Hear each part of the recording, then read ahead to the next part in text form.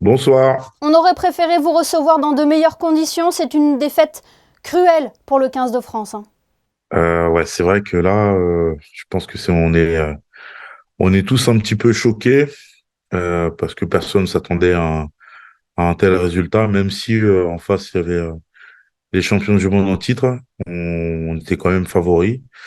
Et c'est vrai de sortir en quart de finale, ça fait un peu mal à la tête. Ouais, ça s'est joué à des détails. Le match était d'une intensité extraordinaire, hein. Oui, mais même on voit sur l'ensemble des quarts de finale qui sont joués, ça s'est joué à des détails. Hier, il y a eu des décisions individuelles dont on pourrait discuter, mais bon, c'est comme ça, c'est le rugby, c'est le sport, et c'est vrai que ça a été un match vraiment très disputé. On s'y attendait contre les Sud-Africains, et mais bon, voilà, on est déçu forcément par la défaite. Quand vous parlez de décision individuelle, vous parlez de l'arbitrage. Antoine Dupont en a fait référence en conférence de presse. Pas sûr que l'arbitrage ait été à la hauteur de l'enjeu. Oui, forcément, là, actuellement, on parle tous de l'arbitrage. Oui, je suis d'accord dans le sens où l'arbitre n'a pas été au niveau, mais quand on est objectif, il n'a pas été au niveau, je pense aussi des deux côtés.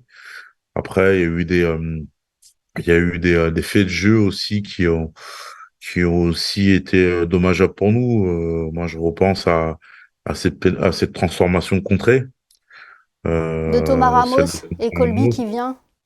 Voilà, c'est celle qui est contrée. Il y a sur Euro 22 aussi, malheureusement encore Thomas Ramos directement en touche. C'est plein de petites choses qui, si je, enfin, je pense si on avait mieux géré ça, on serait peut-être devant. Après, maintenant moi, j'ai une position assez facile quand on n'est pas sur le terrain. On peut dire ce qu'on veut, mais c'est vrai que sur le terrain, c'est beaucoup moins facile que ce que l'on pense. Vous qui connaissez pas mal de joueurs dans ce groupe France et qui avez vécu ce genre de moment de succès et d'échec parfois, qu'est-ce qui se passe dans leur tête en ce moment? Comment digérer cette immense déception? Bah oui, ça c'est clair, c'est une immense déception parce que la France était favorite. Une Coupe du Monde jouée à la maison. Bon, nous c'était il y a maintenant 8 ans, mais c'était différent. On avait perdu contre les Néo-Zélandais. On avait subi un peu une humiliation, donc on était rentré un peu la queue entre les jambes et on n'était pas du tout favoris. Donc on avait moins de choses à assumer. Eux c'est différent. Ils sortent de 4 années où rempli de succès, de victoires. Tout le monde les attendait un minimum en demi-finale, finale. Et, de sortir en quart de finale comme ça, c'est frustrant. Après, se relever, moi je sais qu'à l'époque, moi j'avais demandé à de suite enchaîner avec le club pour passer à autre chose. Mathieu, ça reste une belle génération qui a de l'avenir, hein. Oui, tout n'est pas à jeter à la poubelle parce que c'est une équipe assez jeune. Peut-être justement, il leur a manqué d'expérience par rapport aux Sud-Africains où vous avez des joueurs qui étaient, ben, pour la plupart, qui avaient l'expérience, qui avaient 2 ou 3 coupes du monde déjà dans les jambes et un titre de champion du monde. Non, c'est une génération qui est assez jeune. C'est pour ça, je pense ils sont vraiment très frustrés. Non. Ce qu'ils nous ont proposé, on peut pas tout remettre en question juste sur une défaite. Ce serait trop facile. Maintenant, il va falloir rebondir.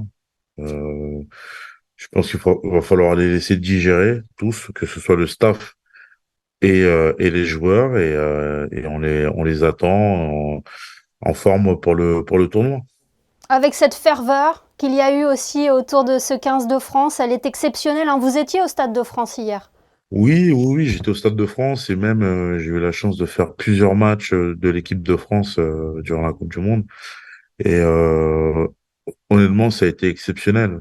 La, vraiment la ferveur, toutes les animations, euh, toutes ces Marseillaises qui ont retenti pendant les matchs, c'était juste très beau. En des temps difficiles, honnêtement, ça faisait chaud au cœur, hein. Eh bien, merci beaucoup Mathieu Bastaro d'avoir été notre invité ce soir pour analyser ce parcours de l'équipe de France dans cette Coupe du monde de rugby. Merci. Merci.